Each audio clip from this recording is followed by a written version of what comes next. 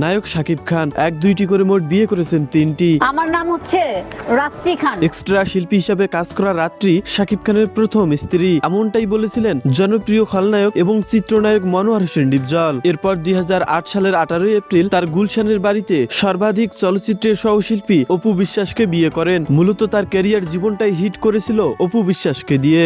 ভালো না লাগার কারণে একটি বাচ্চার বাবা হয়ে ডিভোর্স দেন চিত্রনায়িকা অপু বিশ্বাসকে। এরপর সংবাদ উপস্থাপক বুবলিকে ধরে নিয়ে এসে নায়িকা বানিয়ে তাকে তৃতীয় বিয়ে করেন শাকিব খান। কিন্তু আরো একটি বাচ্চার বাবা হয়ে ডিভোর্স দেন চিত্রনায়িকা বুবলিকে। দুই নায়িকার দুই ছেলে আব্রাহাম খান জয় এবং শেহজাদ খান বীরের বাবা শাকিব খান। তিনটি বিয়ে বিচ্ছেদের পর শাকিব খান পরবর্তী বিয়ে করলে এটি হবে তার চতুর্থতম বিয়ে। চিত্রনায়িকা অপু বিশ্বাসকে বিয়ে করেন 2008 সালে এবং ডিভোর্স দেন 2017 সালে। শবনম বুবলিকে বিয়ে করেন 2018 সালে এবং বিচ্ছেদ হয় 2022 সালে। দর্শক, বিয়ে বিচ্ছেদ